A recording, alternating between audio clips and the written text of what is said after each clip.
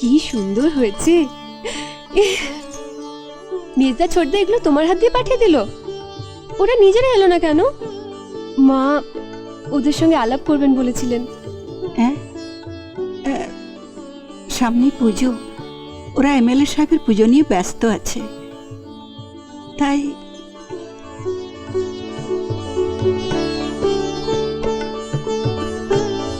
এখানে 2000 টাকা আছে, নিন।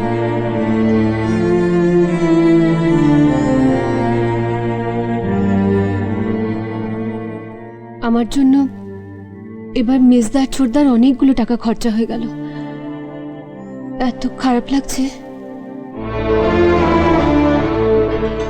তুমি মেজদা আর ছোটদাকে বলো মা, আমি খুব খুশি হয়েছি। ওরা তোমার ওই ছোট লোক জানোয়ার অটোওয়ালা বড় ছেলে তোয়াক্কা না করে শুধু আমার বিয়েই দেয়নি, আমি আমার শ্বশুর বাড়িতে যাতে সুখে শান্তিতে আর সম্মানের সঙ্গে থাকতে পারি তারও ব্যবস্থা করেছে। আমার মাথার দিব্যিটি বলো, তুমি রুনুকে বলবে না যে এগুলো আমি কিনে দিয়েছি, বলবে যে স্বপন আর তপন পাঠিয়েছে।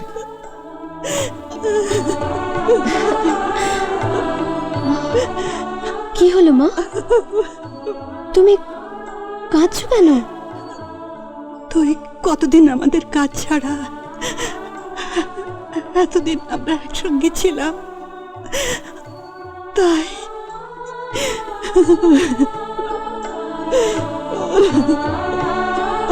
মা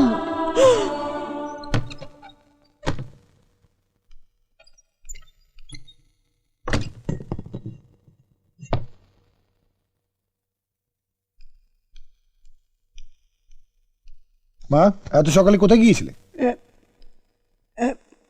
একটু জ্বর লাগছিল, তাই রতনের সঙ্গে গিয়ে হেমন্ত ডাক্তারকে দেখিয়ে এলাম। বললাম মা, সামনে তো পুজো, রুনুকে তো একটা শাড়ি দেওয়া দরকার। হ্যাঁ, আর তার সঙ্গে 2000 টাকা গত মাসেও তো দেওয়া হয়নি। সেটা আমাকে বলে কি হবে? তোরা তো আমাকে জিজ্ঞাসা করে রুনুর বিয়ে দিসনি।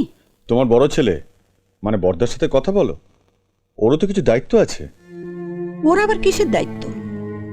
তোরা তো তোদের বোনের সব দায়িত্ব ওই সৎ ভাইয়ের হাত থেকে কেড়ে নিয়েছিস। আমি ওকে কিছু বলতে পারবো না, বলতে হয় তোরা বল। এখন কি করবি? তাই তো ভাবছি।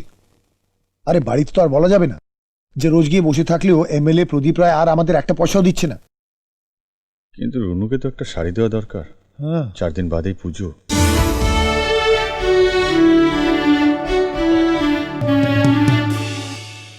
এমন আরো অনেক ভিডিও দেখতে এই চ্যানেলটি সাবস্ক্রাইব করে নিন এবং পাশের বেল আইকনটি প্রেস করে দিন।